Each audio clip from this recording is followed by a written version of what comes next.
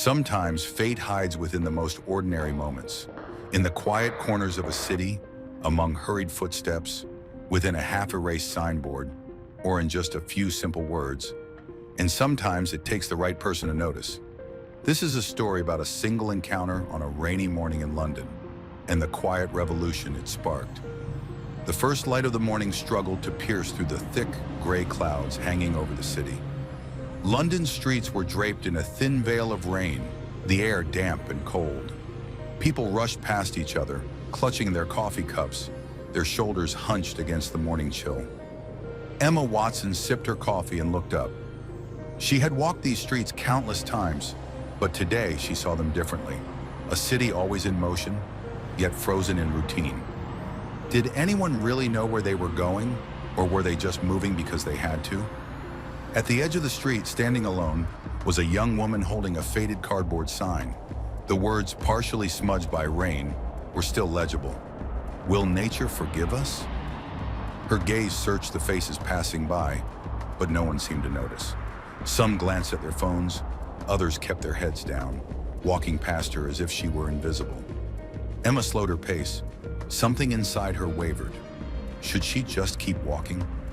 But something about the sign, or maybe the look in the young woman's eyes, made her stop. She took a step forward. The activist looked up as Emma's shadow fell over her. There was a flicker of surprise in her expression, quickly replaced by quiet determination.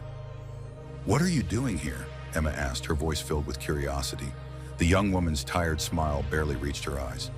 "Trying to remind people," she said softly, "but no one stops to read."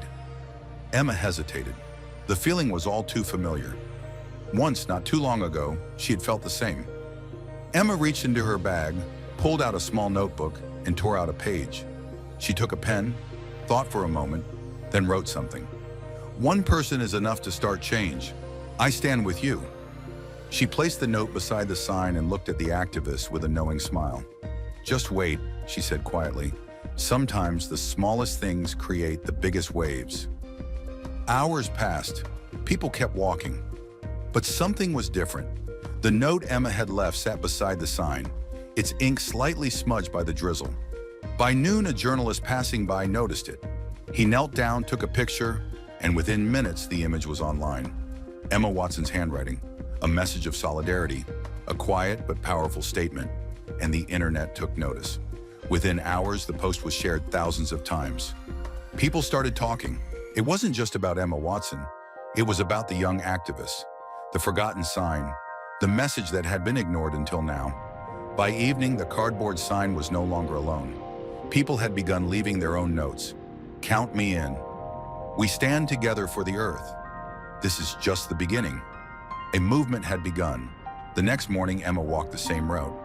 But now the sign was surrounded by dozens of messages, pieces of paper, handwritten notes, colorful ink. People had started to stop, to read, to acknowledge. The young activist's eyes were shining as she looked at Emma. "You started this," she whispered. Emma smiled. "No," she said. "You did.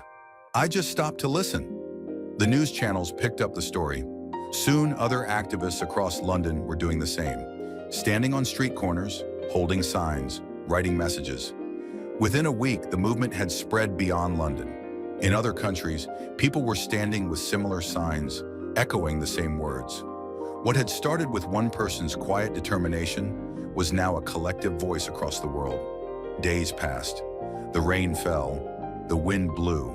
But the sign remained. And now no one ignored it. What had begun as a small, overlooked act in a forgotten street of London had become a wave of awareness. Small actions can spark monumental change. And sometimes all it takes is one person stopping long enough to listen. But the question remains, will nature forgive us? Will